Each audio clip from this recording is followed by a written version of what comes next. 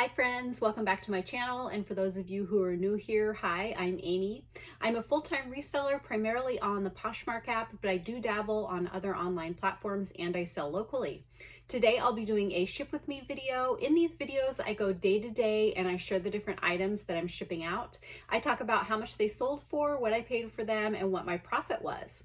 So you want to be sure to watch all the way to the end because there's usually 2 or 3 clips, and I always have interesting and unique items, and hopefully you can learn something from watching my videos, some different things to keep your eyes out for when you're out thrifting or at estate sales. So let's get started. All the sales that I have today sold on Poshmark. So the first sale is a bundle of 5 charms, and this sold to a subscriber. So thank you so much, Alexandra, for shopping from my closet. I so appreciate it. You guys have been so kind with your comments on YouTube, and quite a few of you have shopped with me on Poshmark, and I'm just so appreciative. It really means a lot to me, so thank you so much. Okay, so all of these charms had kind of a Spanish theme to them, and they're all sterling silver. This is a little fan, and it is articulated, so it opens and closes. I love finding vintage charms that are articulated, which means that they have movement. And this is a little, I can't remember what this is called, but it's a Spanish instrument. And then a little chair. This one is especially cute and unique. It's a little chair with a guitar and a hat. Now I can't think of what these guys are called either, but a little bull. What are those called? Anyways, and then some salsa dancers. So like I said, these are all sterling silver. They sold in the bundle for $109. I do pretty well with sterling silver charms, and typically I list my charms in the $18 to $29 range, and that's a pretty big range, but I base the price on the uniqueness of the charm. So all of these Spanish charms were pretty unusual. So there's certain things, if you are buying charms, vintage charms, you will see there's certain things that you see all the time, and then there's certain things that you don't see very often. So these Spanish charms were unusual. Now I did pick them up and they were all on one charm bracelet, but typically I remove the charms from the bracelets and I sell them individually. I do this for a couple of reasons. One, I feel like people want to create their own charm bracelet, and 2, I typically can make more money on them if I split them up. So I think I had most of these listed for between $25 and $29 each. So with the $109 offer, they sold for about, what is that? About $22 a piece, which is really a great price. So I really appreciate that reasonable offer. I had paid about $2 a piece for these charms. And when I'm picking up charms, I like to keep my cost of goods low in the $1 or $2 range, because they don't always sell for this high of an amount, and they do take a little while to sell for me typically. Okay, so they sold for $109. I paid $10. So after posh fees and my cost of goods, that made my profit $77.20. I'm thrilled with that profit. And I really appreciate, again, you guys shopping my closet. Okay, so the next item that sold is this pair of double H cowboy boots. Now these are in excellent condition. I picked these up at a fundraiser sale for our rodeo fair court princesses. They do the sale once or twice a year, and my oh my, did I get some really amazing stuff at that sale. I got so much stuff that it made my average cost of goods only $1.50, which is really amazing. These boots ended up selling for $70. I do think this buyer got a pretty good deal on these boots, but I had them listed a couple of months and they really hadn't had a ton of interest in them, and I'm not really sure why. I think I actually usually do better with vintage cowboy boots than with newer cowboy boots. But I was happy with $70, especially since I had paid $1.50 for them. So I think I'll package this other one up off camera. So again, they sold for $70. I paid $1.50, which after Posh fees and my cost of goods made my profit $54.50. I think that's excellent. I am not going to complain about that at all. The next item is a kind of messenger. It's a little bit smaller, maybe a purse work bag. And this is by Hexagona, which I had never heard of before, but when I touched it, I could tell that it was a nice quality piece, that the leather was nice quality. And when I looked up the name brand, it's a European brand. I can't remember. I think it's made in Italy or France. Anyways, it had a pretty good retail, somewhere in the $200 range. I paid $6 for this, and it was listed for a little while, probably around 8 months. I had it listed for $59, and I had sent out 20% off offers to Likers with discounted shipping, and this buyer offered me $40. I decided to go ahead and accept that because it had been hanging around for a little while, and because this was not really a well-known brand. Sometimes, even though, you know, an item has a high retail value, if people aren't really seeking out that brand or knowledgeable about it, it can be harder to, you know, get a good resale price on it. So overall, I was happy with the $40. Like I said, I had paid $6. So after Posh fees and my cost of goods, that made my profit $26. I think that's a pretty good return for a $6 investment. The next item that sold is this really cute vintage purse, and this was new with tags. It did have some watermarks on it, but I would guess that this is from the 1960s or 70s, so it probably just got those marks while, you know, being stored or moved around, or somebody must have really loved this piece to keep it that long, but they just never used it. So this ended up selling for $25. I had thought that I would get a little bit more for this, but it had been hanging around for a little while too. I can't remember exactly how long, maybe 4 to 6 months. So this buyer offered me, they started off by offering me $15, I think, and I counter-offered with $30, and then they counter-offered with $25. So I just decided to accept that because I had it for a little bit of time. I had paid $6 for this, which maybe was a little bit more than I should have paid, but I still made a profit of $14 after Posh fees and my cost of goods. So I'm not going to complain too much about that. Well, it wasn't really, that's all I have to ship out today, only 4 sales, but I guess that ends up being 8 items that sold, and some of them were higher dollars. So I'm not going to complain about that at all, and hopefully it picks up a little bit. Hopefully I have some sales on Cherish, because usually those are higher dollar, higher profit sales, and that's always exciting to share. Okay, I'll see you in a couple of days to share what else I sell. I'll see you then. Hi, it's a couple days later and I've got some more goodies to ship out. A kind of interesting thing happened. The first item that sold is this pair of Larissa Loden bug earrings. And it's funny because, like, 5 minutes later, almost exactly, a second pair sold to a different buyer.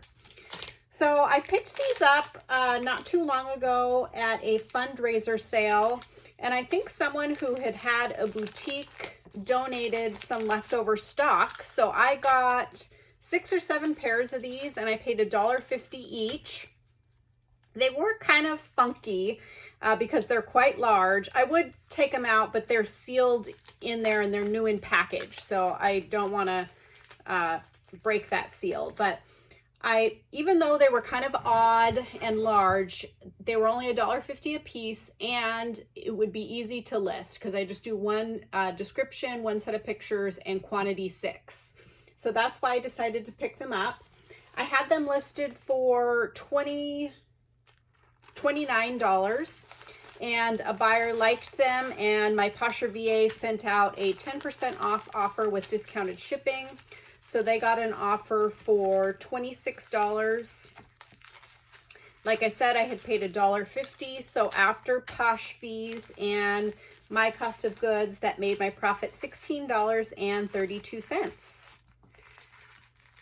I am totally happy with that. I was kind of, after I picked them up, I was kind of second guessing myself just because they're pretty big, and then there's a chain above the bug and they hang down. I mean, they're a good 2-3 inches long, so they're pretty big. But I had seen some decent comps on them when I sold comps when I looked it up, so I just didn't really expect them to sell quickly.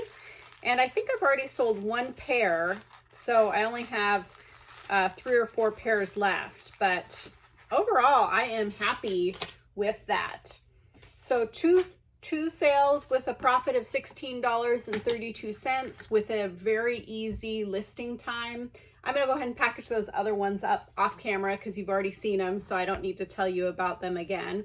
The next item is this vintage Pendleton men's wool shirt. And I have this tag on it because it is a consignment piece. Now I have decided I'm no longer doing consignment in general.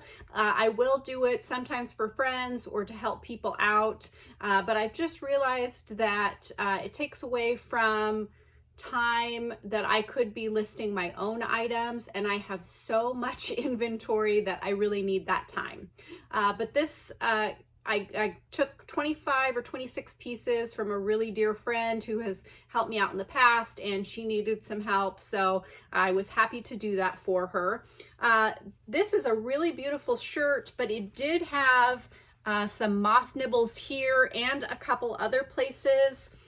So I accepted a little bit lower offer on it. It sold for $37. Oh, here, let me show you. Here's the vintage Pendleton tag. But I still think $37 is a decent price for a men's shirt. I have sold these for more in the past, but again, like I said, because this had those little moth nibbles on it, I decided to accept a lower offer. And this really had not been listed that long. As I'll say over and over again, list those items with flaws. They will still, typically they will still sell. I don't usually intentionally pick up items with flaws, but if I find it after the fact, I will still list it because inevitably it will sell. So like I said, it sold for $37. I'm doing a 50-50 split after Posh fees. So that means my cost of goods was $14.80 and my profit was $14.80. So not too bad. My friend gets something out of her garage and we each get $15. I do like to try and keep my consignment pieces over $50, or that I expect that they'll sell for over $50, so that I'm making at least a $20 profit for my time. But it doesn't always work out like that. That may have been had it not been flawed. So the next item that sold is this vintage mink or wool coat with a mink collar. And this is quite large and long. I believe that this is from the 1950s or the 1960s. There is the cool old tag. I'm going to package this up off camera just because it's so bulky and cumbersome. I don't even want to say how long I have had that coat. It is embarrassing, but for some reason I just was stuck on getting a higher price for it. But I finally got over that and I accepted an offer for $55 on that. Usually I'm able to get at least $100 for that type of coat, but it had been listed for so long that I was just ready to move it out. Also, someone had given it to me, so I didn't have any investment in it. I don't know what I was thinking, but I am so glad for it to be gone. So after Posh fees and, well, no cost of goods, that made my profit $44. I'm happy with that. I want it out of here. It's pretty bulky. It was taking up space. I don't know why I was hanging on to it, but sometimes you just do that and I need to get over it. I'm trying to be better at that. Okay, well, that's all for today. It's been kind of a quiet week. I do suspect that is because I have not been listing, or the last couple of weeks I didn't list as much as I typically do. Also, I'm hearing, so what is today, April 26th, I'm hearing other people in the community saying that their sales are quite slow and that Poshmark is, you know, messing with stuff with the app, and that always makes sales slower. But I'm just going to keep listing. I am doing pretty good with my listings this week, so I'm just going to focus on that and try and list more, send more offers, share more, do everything that is within my control to improve my sales. So I hope your guys' sales are good. I hope I have some sales on Cherish because that always really bumps my income up. Okay, I'll be back in a couple days to share what else I sell. Hi again, it's a couple days later and I've got some more goodies to ship out. The first couple of items that sold are belts, no big surprise. This is a vintage leather kind of mock croc belt, and I picked it up because it was Nordstrom and it was also marked made in New England, which I thought was interesting. And I just liked the overall kind of classic look of the belt with the brass buckle. I just noticed that there's a wasp in the window in front of me. So hopefully I don't go crazy if it flies at me. I listed this for $39 and it sold for full price, which is awesome. I really wasn't expecting it to sell for full price, but someone must have really liked it and decided to just grab it. I had paid $3 for this. So after Posh fees and my cost of goods, that made my profit $28.20. I love it when I make more than $20 on belts. As I've said over and over again, I look at them like a bread and butter item. So I am happy when I make $10, $15, $20. That makes me happy.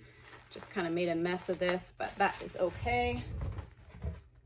And if you haven't watched my videos before, I typically use the small flat rate box for belts, or I will use the 1096L, and it's just slightly larger than this, and it works well for a little bit wider belts. The next item that sold is this vintage tooled leather belt, and I believe this one is by Nakona, if that's how you pronounce it. But I will pick these up no matter what the brand is, or even if they don't have a brand name at all in them. I typically do pretty well with tooled leather belts. This one did take a little bit longer to sell, I think because it was this skinnier size instead of a wide belt.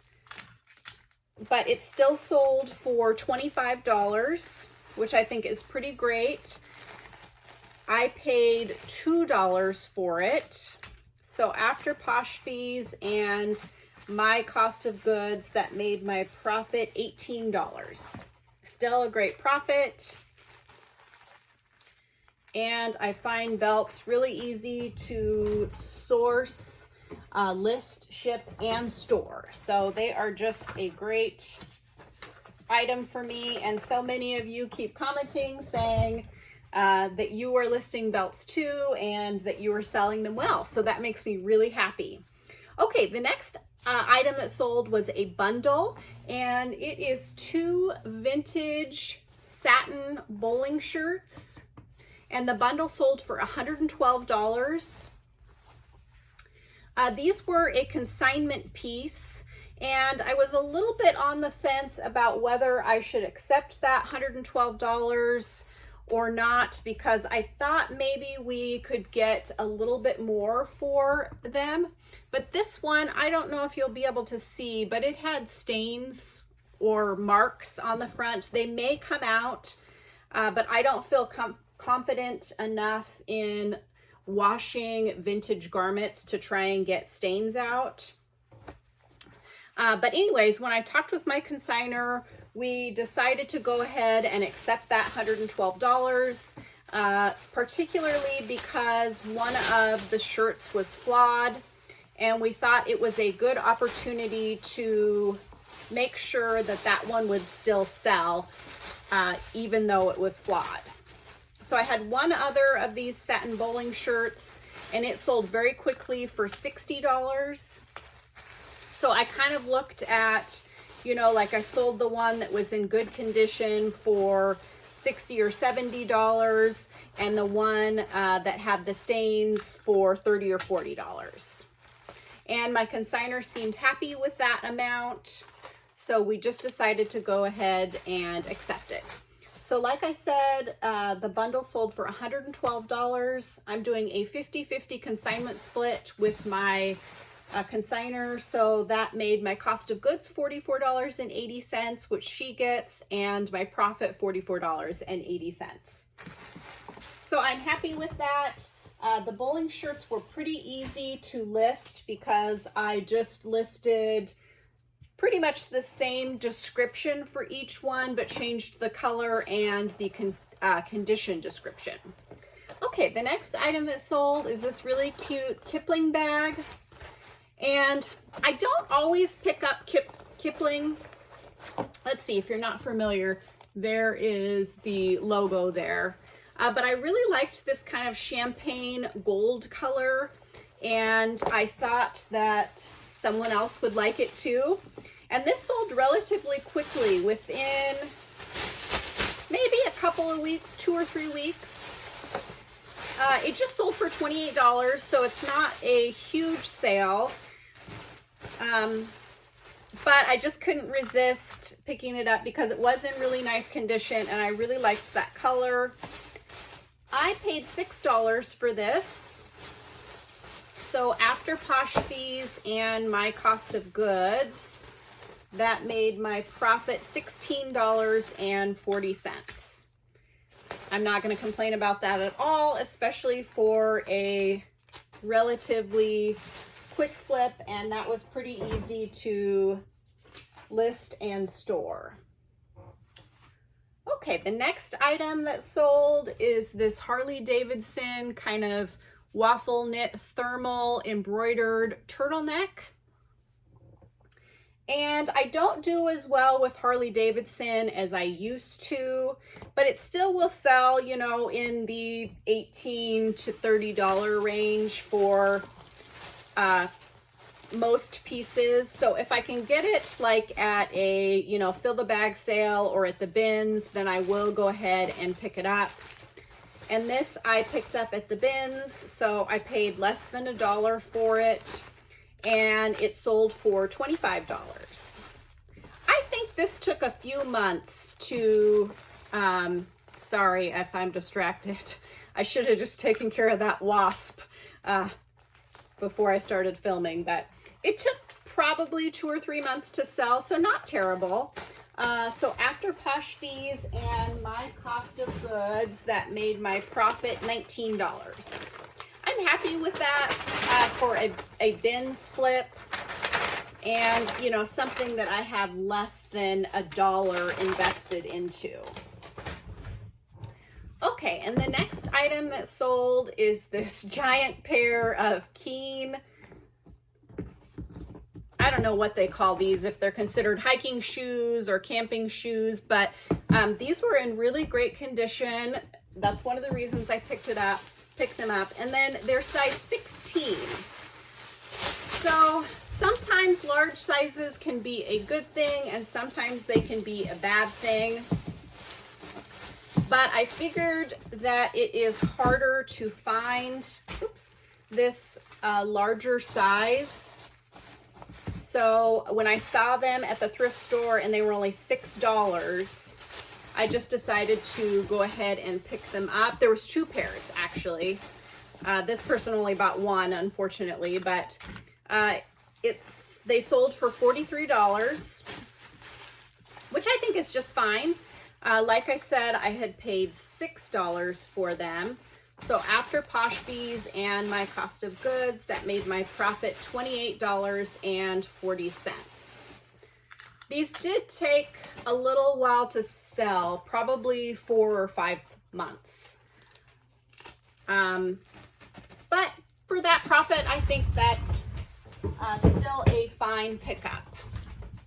So all in all, this week was kind of sad. I didn't have any sales on Cherish, and I did not list very much last week, and it really, really reflected in this week.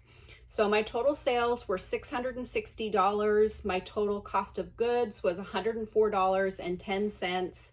And my total profit was $417.94. That's pretty disappointing since I've been trying to keep my profit or get my profit up over 1,000 per week.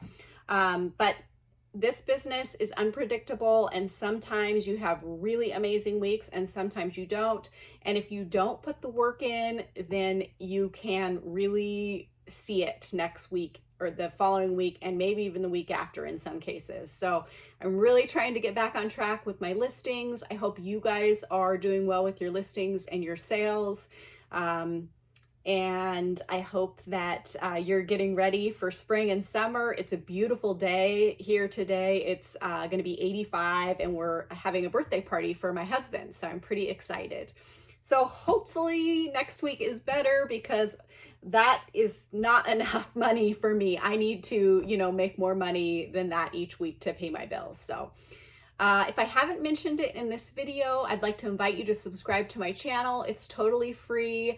It really helps me out if you hit that subscribe button, if you give this video a thumbs up and comment down below. Those things also really help me out. All right, thank you so much for watching, and I will see you next week.